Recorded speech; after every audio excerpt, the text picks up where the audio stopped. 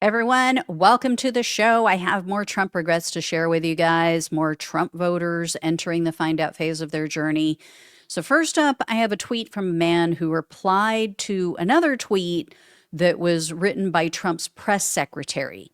So, Kim Jong Levitt, which is what I call her, she shared an article where she was quoted in this article spewing lies, just all kinds of stuff. I know you guys are not shocked to hear that because she lies every day for him. But yeah, spewing a bunch of stuff out of her pie hole about how Trump has kept his campaign promises. Well, a guy named Brian posted a response to her and said, quote, actually, Trump has accomplished very few of his promises. He has done a great job of kissing Israel's ass, though. Trump will forever be remembered as a weak little puppet. I say this as someone who donated money to the Trump campaign and voted for him 3 times. And then another man replied to Brian's tweet and he said, quote, same, I completely agree. Also, most people I know feel the same too. Next up, I have a video to share with you guys. So this is from a focus group that took place a while back. It's still relevant though, because nothing has changed.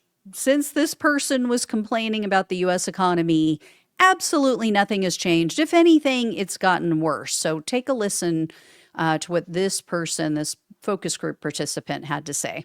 If the economy was a bit better, inflation was down, then yes, go and talk to these other countries. But I think right now we're in a situation where, the economy is just too high. It's just, everything costs too much money. The interest rates are out of this world right now. Yeah. So for those on the podcast, that was a North Carolina swing voter. So that's a guy who voted for Biden in 2020 and then went for Trump in 2024. And he was giving his thoughts on Trump's tariffs. Like I said, inflation has only increased since that focus group took place, which I think was, if my memory serves me, I think it was in June, maybe July. But anyway, everything's about to jump even more because the tariffs now are going into effect. So I am very much looking forward to upcoming focus groups. Next up, I have a tweet for you guys from someone who honestly thought that Trump was going to arrest a bunch of Democrats for all of these supposed crimes that they committed. So this person, let me find their tweet. They wrote, I'll read the part that they wrote to you first, and I'll tell you what was included. But they wrote, quote, there's still a lot of people that can't see it. I voted for Trump 3 times. I believed that once he started this term, this whole corrupt system would be brought down. It's apparent that he is the system, and it's only going to get worse. So, along with their post, they shared a meme, and it shows 0 arrests for all of these fairy tales that Trump and his minion push. So things like the Mar-a-Lago raid, Doge findings, January 6th. What cracks me up is they never stop to think that, maybe Trump is guilty.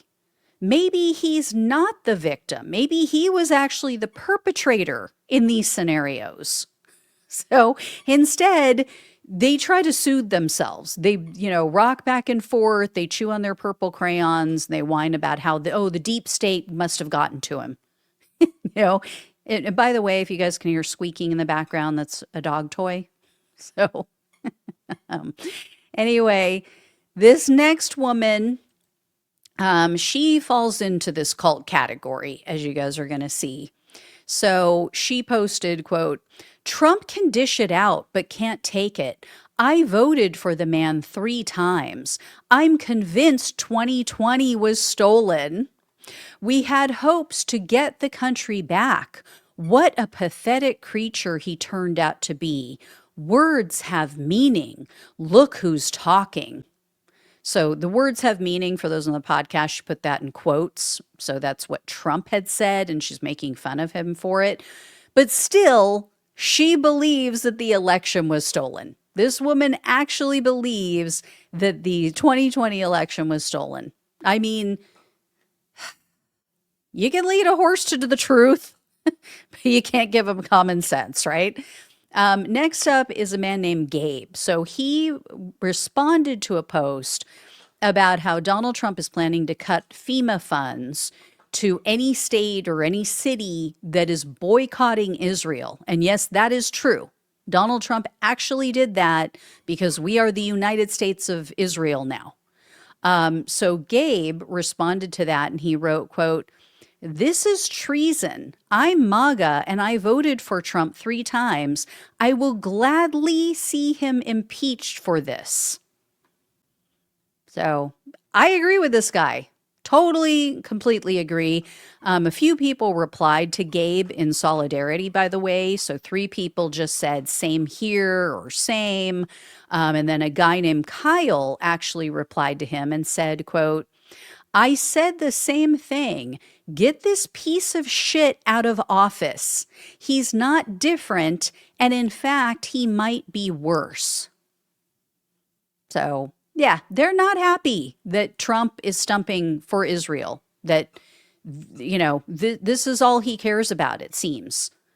We're going to strip states and cities of FEMA disaster funds if they do something against a different country. It's insane. I also found a tweet from a woman who replied to Charlie Kirk. So Kirk posted that he was praising Trump's idea of J.D. Vance and Marco Rubio running together. Like he posited the idea of a Vance-Rubio Republican ticket in 2028. Well, a woman named Diana replied, and she said, quote, "I voted for Trump 3 times. Now that he has proven to be Israel first, I will never again vote for anyone in his current administration." And then she also got a couple of responses of people saying the same or same here. And then another woman named Sydney replied to her and said, quote, "Agreed. I will not vote for anyone in his current administration. All sellouts for that APAC money." And for anybody who still doesn't know, APAC is a lobbying group for Israel, and basically they control our lawmakers. With the exception of some progressives who do not take their money, or pretty much all progressives, true progressives, not fake progressives, not faux-gressives, as I call them, but real progressives like AOC, like Bernie Sanders, Ilhan Omar, people like that, they do not take AIPAC money. That's why they can be honest about the genocide. So, but other than that, AIPAC controls all other Democrats, all the corporate Democrats, and all Republicans. So anyway, I let this woman know it's not just the AIPAC money, it's also the whole Epstein thing. And, speaking of potential Epstein blackmail, check out what this man had to say about Trump and his administration hiding the Epstein files. So this is another focus group, but from a completely different focus group. So take a look at or listen to what he had to say. Just felt like it's always a cover-up. It's the powers that be. The people that was there was higher ranking, and they're hiding their faces. So I mean, it's just how the world works. Yep. So that was a Nevada swing voter. For those on the podcast, he also went for Biden in 20, went for Trump in 24. So he's not buying Trump's spin about this whole Epstein thing being a Democratic hoax. This next one proves that karma is very real and very much a bitch. So back in 2022, a man who's apparently very proud of his whiteness based on what's in his profile, he slammed someone calling for student reform, or excuse me, student loan reform. So this guy back, like I said, in 2022, he wrote, quote, or pay for your own student loans. You are responsible for taking care of yourself and the decisions that you make and have made, not me or anyone else. Okay, so that was him in 2022. First of all, very rich coming from the people who try to tell everyone else how to live their lives and what they can and can't do with their own bodies. But second, guess who's whining about his student loan debt now? Yeah, take a look at this one. So, July 22nd of this year, this Mr. Pull Yourself Up by Your Bootstraps guy, he posts, quote, I'd like to know how my student loans jumped up by over 81% beginning June 21st due to the big, beautiful bill. I mean, he kind of just answered his own question. But anyway, he goes on to say, things are supposed to be getting more affordable. I voted Trump, but I did not vote for increasing people burden. I am white and was not entitled enough to get my loans erased for free. So much for being a nurse. We don't make that much money, especially for the work that we do at bedside. So, yeah, he's very angry at other races. But, you know, this idiot should not be working with the public. Not in any capacity. He is clearly resentful, clearly hateful towards minorities. You know, he's also highly uninformed. So I would not want him anywhere near me as a nurse. Anyway, guys, that's it for today's FAFO video. I will have more for you next week. Thank you all so much for watching and listening. Please like, please share, and subscribe. Please donate if you can. Love you all. Take care. Talk with you soon.